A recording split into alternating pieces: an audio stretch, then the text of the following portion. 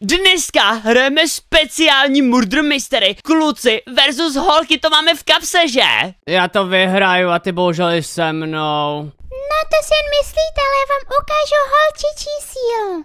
Co? Holčičí sílu? Mio, ty proti nám nemáš šanci, protože kluci jsou nejlepší. Jo, koho chceš jako pozváš, jak se jenom sama? Já nepotřebuji nikoho zvát, ale pozvu si někoho, takovou tajnou kamarádku.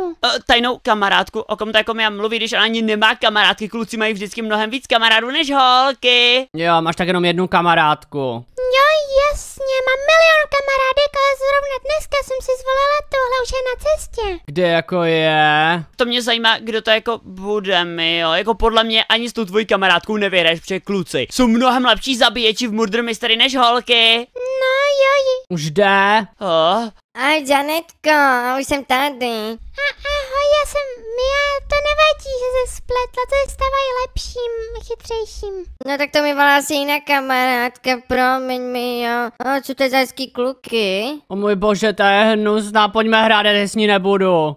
To vypadá fakt strašně, Mio, ty to určitě prohraješ, tak jdeme na to. Kde to je jako sem? Můj bože, tady to vypadá jako v nějaké cukrové zemi. Tady jsou samý cukrátka. Mňam, tady na to mám hroznou chuť, ale vypadá to, že nejsem ani vrah, ani detektiv. Jestli jsou holky vrahové, tak to asi prohrajeme. Veska si! Nejseš vrah? Ne, ahoj, pojď sem.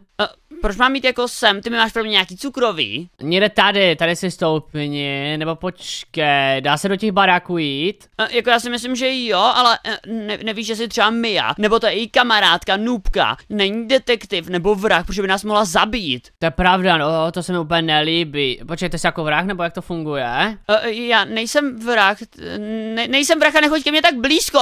To je dobře, tak si stopni tady je to výborné, tady si stoupni. Oveska, si chováš se zvláštně, možná půjdu fakt radši za holkama, i když proti ním hrajem. Ale tím pádem nevyhrajeme, pokud tady si nestoupneš. Já jdu za holkama zatím. Halo, ahoj. Pojď si stoupnout tady. Ahoj, kočinčeku, nepůjčíš mi tvoji platební kartu? Ne, ty jsi detektiv? Ne, já jsem tvoje budoucí manželka. A tady tohle detektiv? Já vám to hrozně přeju, vám to moc spolu sluší. Požádám tě o ruku, jo? Takže... Oveska, si podle mě bys to s ní měl zkusit, to je první holka, co tobě projevila doopravdy zájem. Ne, já radši půjdu. Pojď můj kluk. Tak jo, tak zatím běž a já zkusím zjistit, kdo je vrah a kdo detektiv. Ať tohle Murder Mystery vyhrajeme. Zjistí spíš, kdo je detektiv, to bude lepší. Dobře. A pojď se mnou chodit.